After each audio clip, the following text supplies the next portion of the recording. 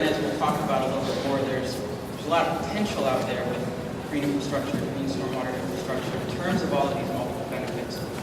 But how we get there, and if they really do work out to be the best means to the end, is an important question. So that's one thing to keep in mind as well, that green infrastructure as an end itself is a means.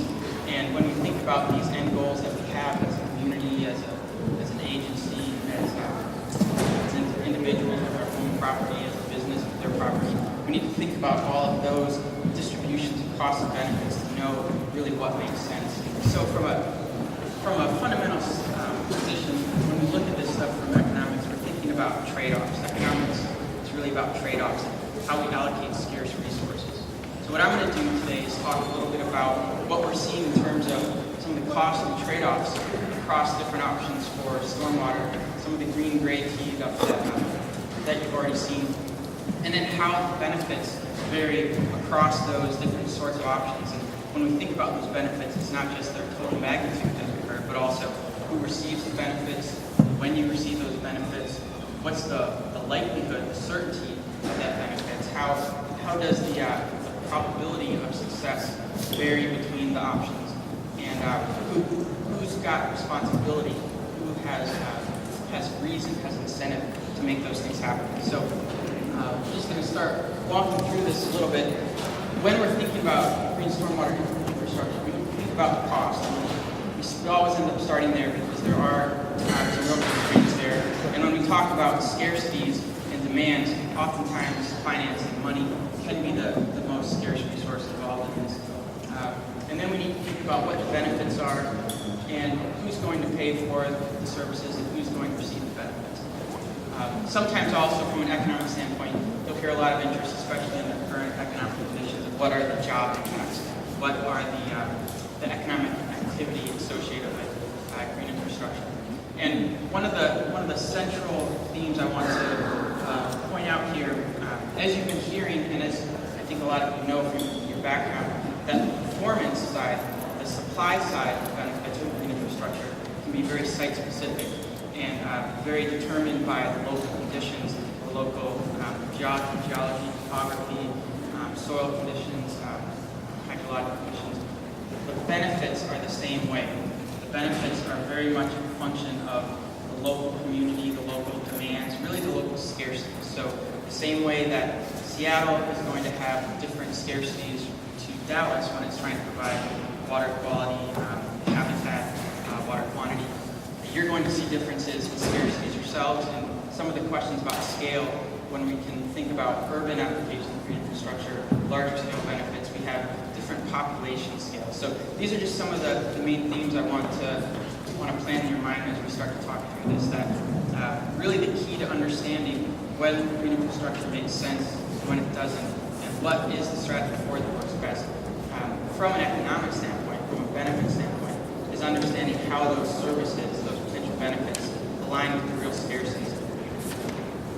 Some of what we saw in terms of how costs can be particularly high for green relative to gray, a lot of times that still is implemented because those additional benefits that are available, those are still maybe the most cost-effective way to get those additional benefits beyond just the stormwater treatment. So jumping into that, just since we're here in Puget Sound, I wanted to show just a little bit thinking about when we first start thinking about costs and some of our goals. And we know that green infrastructure has lots of benefit opportunities beyond just purely water quality. Here it's actually probably more of a volume issue, water quantity, but just to point out, this is some work that we did for the Puget Sound Partnership when we were looking across all of the opportunities for addressing larger scale restoration and protection of Puget Sound conditions. From a water quality perspective, we looked at what the costs were per acre treated for all of the general strategies. So this is beyond just green infrastructure. This is sort of the broader context of what we can do with limited resources for water quality protection. And we see some large variations in costs, both at sort of surface per area treatments, and then sort of Nico was talking about some of the point source grade strategies. And so we know there are different costs across different options, and we also know there are different benefits. But we also have to think about what the real potential is with any of these categories. And one of the things we've been learning about Puget Sound is that the South Sound, which has a dissolved oxygen hypoxia issue, largely driven by nutrients, is that these figures show that the red is nutrient nitrogen sourced from wastewater treatment plants, so point source versus surface runoff. And particularly in some of the times of year when dissolved oxygen is at its worst, September, most of that source is coming from wastewater treatment plants. So we also have to recognize that green infrastructure, again thinking of it as a means, not an end, has different potential in different areas. This is sort of getting back to that idea of what the local scarcities and local demands are. You can also see, this is a map of South Puget Sound from Seattle south, where the point sources in orange and the non-point source measurements in purple are, that spatially it's distributed. And so where green infrastructure is going to work based on the source of the foods is going to matter quite a bit as well. So this is all sort of background as we start to think about how we really move into understanding what the local benefits really are in a tangible way that is convincing to us, people who have to pay, ratepayers, to regulatory agencies that have responsibilities for water quality goals, for habitat goals, for stormwater runoff goals. And as we start with that important context, thinking about what the local demands are, the local context, then we can start walking through how to identify, quantify the benefits available from green infrastructure, both to see what green infrastructure strategies make sense, how much of strategy makes sense, where it should be, and how it should fit in as part of a portfolio or bundle of all of your strategies to address these different benefit categories. So one of the real challenges with green infrastructure, though, fundamentally relative to gray infrastructure, is the challenge of having multiple benefits, and the fact that a lot of these other benefits are very diffuse and public goods or common property resources. If you've sort of heard of tragedy commons, those sorts of concepts where broad elements of society are going to benefit, but small groups might actually bear the costs. And how we achieve some socially efficient level of green infrastructure really depends on how we can understand what those distributions are and what the real potential is there. It's certainly a challenge that faces a lot of potential policy engineering. Al Roth and Lloyd Shapley, who just won the most recent Nobel in Economics, are focused on this issue of sort of mechanism design. How do we take situations where we know there is a socially better outcome available out there? How do we get to that when we can tell that people individually on their own aren't going to get there? And that's one of the challenges with green infrastructure when you have on-site concentrated costs and lots of benefits can be spread out. And again, then that also works at different scales. So we've seen how, with, say for example, that CSO figure that you saw earlier, different scales are going to be most cost effective, and beneficiaries and the burden of those costs will vary, especially trying to think out a landscape or watershed scale. And one of the things that we're really finding is, through most of our evaluation studies, that those private on-site benefits, so the benefits to the homeowner, to the business, to the building, rarely do fully compensate for that full set of costs. As Ryan showed how high the costs were of moving to green from gray, to actually get to that point where we think about a real cost-effective level of green infrastructure where the benefits outweigh the cost, you have to add up all of these other benefits and see if there is a way that society and everyone individually is actually better off. So I also just want to point out then, as we walk through and think about the different types of benefits, that when a benefit is public, you don't really have very good incentives for individuals to provide that benefit, that service, that infrastructure. When it's a private benefit, you have a stronger incentive. When there's a private cost, you have a stronger incentive to avoid it. Internal and external has to do with whether, if you've heard of the concept of externalities, when there are two people or two groups transacting and, say, SPU is providing an incentive to a homeowner, there are all these other beneficiaries external to that. and being able to understand who those beneficiaries are, what scale, what spatial distribution, and each benefit tends to have a different spatial footprint, which helps dictate what that level of demand is, what is the community that's actually receiving the benefit, and then how you think about what that benefit is. And then certainly current and future, we have to think about time frames and different time horizons across strategies. But this risk and uncertainty one is really important because some entities, some staff, some institutions, some individuals have more capacity for risk within their use of green infrastructure, that they can try it for its potential, for the high level of potential benefit. But you at the same time have others who are more worried about that bottom end. What is the worst case scenario? What's the risk?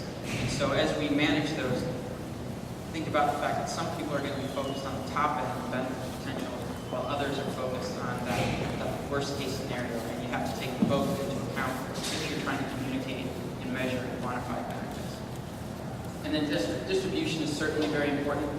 This is the whole challenge where when things are diffuse and costs aren't borne by the same benefit, it's going to be more and more difficult. So finding green infrastructure strategies where the beneficiaries are also those who pay. We did a survey in Portland of homeowners and businesses for the city of Portland, looking at how different incentive programs were going to elicit behaviors around green infrastructure, participation in programs.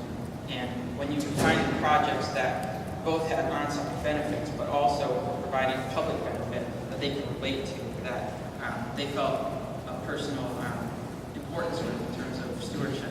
So if they could see that what they were doing was benefiting salmon in the Willamette River or water clarity in the Willamette, they're willing to take on more personal costs, more personal participation in maintenance, and on-site use of space for green infrastructure. So thinking about how those programs can be selected and designed that align with the preferences, the benefits that individuals are going to see. And then expectations are important. A lot of times in these kinds of projects, we'll see that the scientists and experts really believe that they know what's going to happen, that there's going to be a certain benefit, there's going to be a certain outcome. But homeowners, businesses, builders, they might not trust that that benefit is really there. And so understanding that people have different expectations of performance, and then making sure you understand how you target that quantification to address where you think there are big differences in those expectations can be very important. And just a little background then again, as you move into thinking about some specific benefits. When you have a point source for infrastructure, you tend to have a very direct use value associated with it. But when we think about natural resources, natural capital, ecosystem services, we tend to think of resources with multiple benefits like green infrastructure, where some of the benefits are direct use, direct consumption of water, of vegetation that's associated. There will be indirect uses where you're not consuming it, but sort of aesthetics, maybe the air quality benefits, depending how you describe that. But then we have some of these other very important categories of benefits that might seem like less tangible, and markets don't do a good job of capturing. When we think of an option value, that's where you might not be receiving a benefit yet, but you know that you might need it in the future. Say there's additional stormwater capacity that the project will provide, but you're not actually limited. You don't actually need more stormwater treatment yet, but having that potential for the future is valuable. So existence values and speak to just the fact of knowing that something is functioning. Here in Puget Sound, even if you don't actually get a chance to see the orcas while you're here, or the sea otters, knowing that they're healthy, that their populations are doing well, can be valuable to almost anything. And request values is sort of related to that, with having categories of benefits that you think are important because you'll be able to keep them available for future generations. So there's a value to some resource of just knowing that it will be around for future generations. So when you think about green infrastructure and you think about a community and its demand for the types of benefits of green infrastructure, really try to think about all of the use and the non-use or passive use value potential. Depending on who might be important participants, might help you identify where you want to focus your effort for quantification and really verification and validation of the actual performance of infrastructure. starting to walk through some of the benefits. These are some of the general benefits that we have had the most success quantifying using CNT's tools, other general tools from environmental economics evaluation. When we think about these services provided by green infrastructure, they're not unique services. They're not only available for green infrastructure. And so we have lots of ways and lots of existing data, existing studies to know both what the potential supply of these benefits and what the demand is and how those interact for natural dollar value. If we need to put a dollar on it. A lot of times you don't need to get all the way to a dollar value when you're thinking about benefits.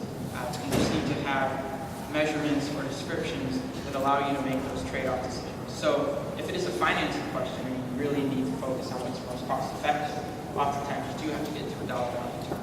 But if you're actually just trying to see what's going to be your best way to reduce water quantity issues or water quality issues, you might have a different metric that's not all the way to dollar terms. So I'm going to talk a little bit about some of these individually and how we think about quantifying them from an economic standpoint. So certainly water-related benefits are always our first focus when we're thinking about stormwater infrastructure. And we can certainly think about the avoided cost with green infrastructure in terms of not only gray infrastructure and large investments when you have big chunky next steps in terms of costs necessary for stormwater from gray approach, that you can make a smaller incremental approach to addressing stormwater oftentimes. And associated with that, though, we have these larger life cycle costs as well, and that can relate also to things like energy that we'll get into in a little bit. So the fact that gray versus green uses different resources, we can back out other water-related secondary benefits. Reduced flooding is certainly an important benefit. Just the risk of flooding we found can have important psychological and mental challenges and can also influence how lands are used. If a property owner feels that their property is at risk, a business is less likely to invest there. They're less likely to make capital investments, build capital investments that might create jobs or allow new services and concentrations of communities. When you think about energy-related benefits, there are many pathways for energy saving infrastructure. Certainly avoided treatment and pumping of stormwater directly, but then when we see heating and cooling benefit opportunities in terms of trees in particular, we have some very good community level, climate specific identification of what the heating and cooling benefits are. This is an important example of the type of benefit where the local conditions really matter. Are you in a situation where cooling costs are really high or heating costs are really high? And maybe where the scarcities are in energy supply. Some problem that we have here in the Northwest is that a lot of our energy is generated by hydroelectricity. And the times of year that the peak flows and that the releases from the plants, the hydropower plants on Columbia are not typically aligned with when energy demand is highest in the Northwest. So sort of spring, summer runoff, that's not really the time of year that the energy demand is highest here. So to the extent that you can address energy demand in times of most scarcity, of sort of peak demand, that can be particularly important. And here we sort of have some dollars, sorry to the euro conversion, of just sort of an example of some energy savings per tree per year that we found demonstrated.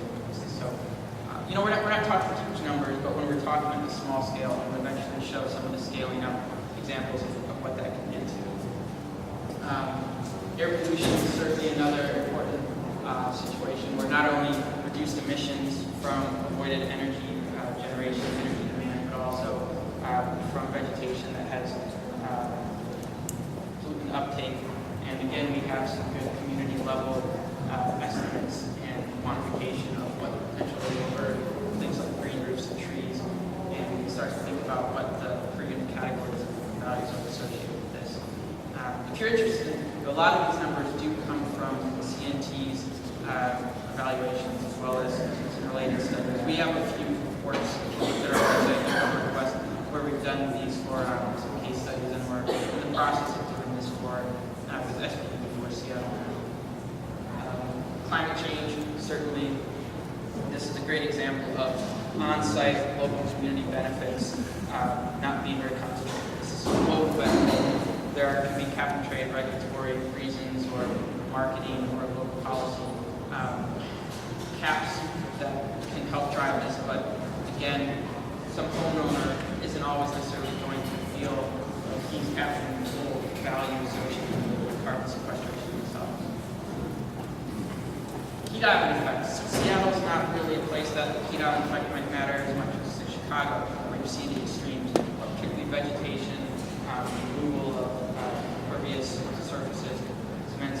This is probably something people are aware of. There also are these health effects directly from the ozone formation, difference from changing low-level temperatures, reducing the air pollution effects that come about from these sort of extreme heat effects that you can have in urban areas. And green infrastructure was designed to help mitigate heat.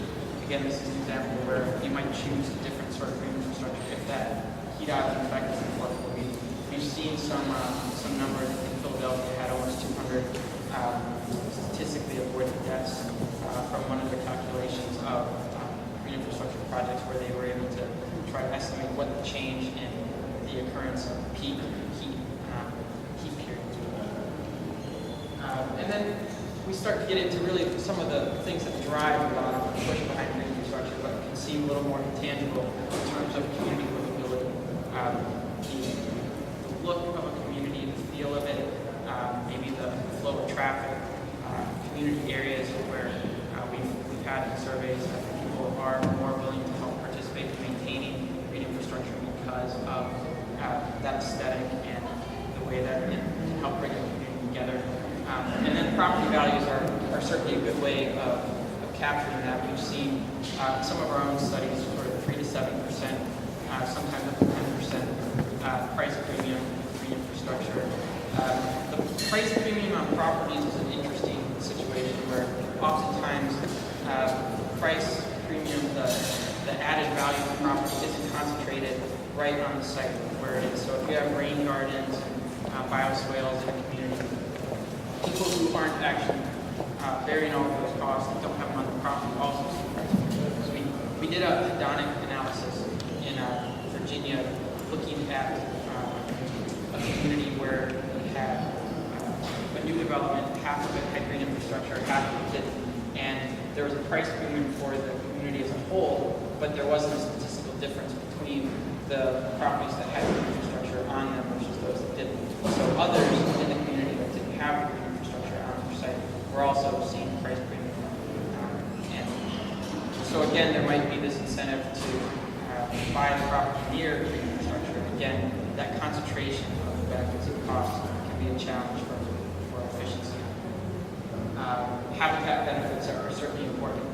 And again, this is going to be very site-specific and locally determined in terms of what species have scarcity, what species can use what types of size or scale.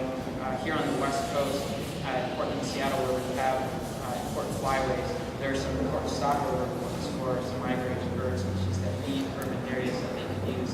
That can be particularly important, especially when you think about the whole corridor of beneficiaries up and down the coast, and people that travel for bird watching. And then education opportunities. Education and health are some of the sort of new frontier of trying to quantify the value of the benefits. Some of the interesting pathways that education can provide benefits would be if there are behavioral changes. People start to learn more about what their pollution does, when they wash their car in the driveway, what they dump it into the drain, what the impacts of that are, and why they might need to think about what those benefits could be. A lot of times we're finding in incentive programs and economics, people just need the information to know that something is something they should be doing that's more beneficial. A good example is grocery bag charges. If you charge 5 cents for a grocery bag, it's not that you can't afford that 5 cents. It sort of reminds you should be bringing your own grocery bag, and that the pollution effects of those plastic bags blowing around is important. So we see much more change in use of grocery bags things like that that would signal that necessarily the cost alone will dictate. So education can have some real multiplicative benefits here when you think about how it's designed, those little extra efforts to provide communication and outreach with the community. So we have lots of different categories of benefits, and as we think about the whole set, the whole portfolio of benefits, thinking about that distribution of public versus private cost of benefits is really key. And I just want to walk through a couple of quick, we're probably at the time, a couple of quick examples where we've looked at some of these numbers at a larger scale. This one is for Washington, D.C. So part of this is based on where we had some very good inventory examples of existing green infrastructure. This was for the city of Washington, D.C. of their existing current stock of green infrastructure and what the annual benefits are by category, plus what the net present value of all those benefits will be in 50 years, with top-end range being what they're planning, what they see as their potential in the landscape for green infrastructure. So we can start to see some real tangible levels of benefit, even when we're not quantifying several of these important quality of life categories. So, 100,000, 200,000 a year there, but at a county scale, Montgomery County, north of D.C., again, we took the same strategy of looking at their existing and how it aligned with their local scarcities and benefits for the valuation. And there were a few more categories where there are scarcities and demonstrated needs for benefits that we could add in there because we've seen that people are making those kinds of expenditures, and we're getting up to some higher benefits there. And Milwaukee in particular has a very robust current green infrastructure program, and their build-out potential is quite impressive. And you can see we're starting to get into the billions of dollars of benefits overall, sort of net value of investments in some of those areas. So these can, you saw some of the earlier slides where there's some pretty small numbers, but when you add them up at a community scale, you can get to some real tangible. This doesn't have to just be a complete policy option. And just to end with quickly, I want to think about how all of these different distributions of benefits and costs play out in terms of incentives, where the right scale is for implementing, and then at that scale for implementing, is probably going to need some help to get over the hump to participate. When we can see that there's a lot of local on-site benefit, that's one thing, but if the benefits are more diffuse, it's going to be more of a challenge. We're doing a project right now for Rochester, Michigan, where there are some large commercial development planned along a very important creek, cold water trout creek. And the developers have rain gardens that are already planning for their sites and have to treat all their own stormwater, but they have the potential to capture all the stormwater running off the main street, off the urban area as well. And it wouldn't cost them much money, but they need to have some sort of benefit to justify that additional cost to their investors. And so the city is negotiating to give them other tax incentives, other tax advantages to get them over that hump, to cover that cost of it. There they need some important communication with the community to justify those tax advantages for who are seen to be the most wealthy people in the community already. So that site-specific understanding of supply benefits, supply opportunities, benefits in terms of demand, but also sort of the financing and alignment of incentives to actually get to something that's going to make everyone better off is just as important. So I'd leave you with keep in mind the fact that green infrastructure, the multiple benefit and the diversity of the type of benefits really causes a lot of need for more sophisticated policy and implementation. That all.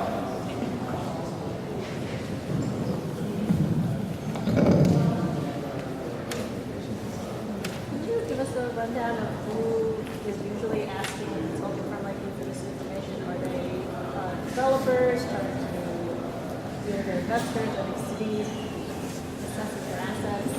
What are the questions? She asked who usually needs this kind of information, who would hire consultants, who's interested in these questions.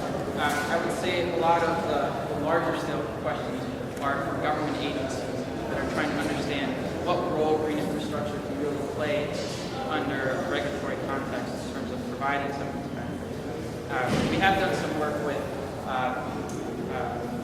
the Association of Landscape Architects and Home Builders Associations, smart growth groups, where they're also trying to understand how policy can be designed for a larger scale set of benefits in terms of moving their compliance into a green infrastructure pathway. This streamlining of permitting is one place where builders and developers are very concerned, because oftentimes they're finding that the rules on the books don't allow them to comply with green infrastructure or even implement green infrastructure. And they need to find ways to get to these other benefits that they can see, especially when they actually have to launch this level of sustainability, this level of stewardship, but they don't have the regulatory means, and then they want those studies to help them communicate with agency staff to try to get that moving on. EPA right now is currently updating the stormwater rules, and they're very focused on understanding how green infrastructure is part of the overall stormwater portfolio and where it's appropriate and where it isn't. So EPA is funding a lot of work right now trying to understand what green infrastructure's role should be in the overall stormwater mix. If you look at the cases, you had the council case, the state case, you had the representative. You also look at the responses to the representative from the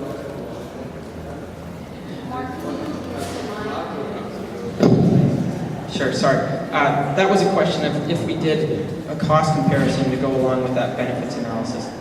We do have that in some cases. I don't know it off the top of my head, but those come from a couple reports that we did with American Rivers that are on our website, on American Rivers Stormwater page, where some of those costs are there. But you know, in general, what we're seeing is that in communities where financing is really scarce, some of the projects we're working on in Michigan, they have to find the most cost-effective strategy.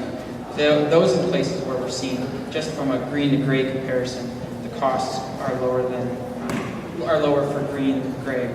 But in other communities, we tend to see that the green costs are higher, but it's because it's being designed to achieve all these other benefits. And when we actually think about what it would cost for them to have all of those benefits separately, again, it starts to get back over that threshold. But I think a lot of it has to do with that community level of demand of what categories of benefits and costs matter to them. Yes. It seems like most of these studies are aimed at the public sector. Are any private actors looking at things like GSI banking in the way that wetland banking decades ago started to emerge in a way that communities would actually really build some of this in anticipation or as incentive development? Yeah, that's a good question, and there are some communities that are doing that. Ventura, he asked if there are any communities that are looking at it in sort of a banking sort of framework where you have it done ahead of time, or you have a program where people could pay a fee, sort of in lieu fee or fee-based programs, or accrediting systems to fund green infrastructure. And yes, that is starting. Ventura County in California is working on that. There are a few other coastal communities in California right now that are trying to set up a program where they can get some offsite stormwater mitigation banks set up that people can pay into. A lot of the challenge there is in how much of your stormwater can be mitigated offsite versus onsite. That there tend to be those kinds of requirements for a certain amount of onsite mitigation. And that's sort of a good general point that in any one community, the most cost-effective strategy might not always be on-site, and the scale could drive that. You really need to be doing things at a watershed scale or even larger, closer to the landscape scale. So I would say that it's nowhere near as developed as wetland mitigation banking, but people are thinking about that in EPA's sort of investigation of that. Maybe some other people, I don't know if anyone, Scout. Yeah. So DOTs are starting to really look at that because they have such a confined space. So they're looking at a lot of the off-site mitigation and the opportunities for that. They're looking at crediting systems right now. So it's really in the forefront right now that we're looking at those opportunities. Yeah, departments of transportation are a great example of incredibly high avoided cost potential, because when they have to do wetland mitigation or stormwater mitigation on some little sliver of land available near their site, we're seeing projects that have been over $1 million per acre. But that first figure I had, the high end of some of the mitigation things that are astronomical, we found from Washington Department of Transportation, actual cost for projects. So there you have this huge cost-saving opportunity. And those are some of the ones where green infrastructure and that kind of offset option makes a big difference.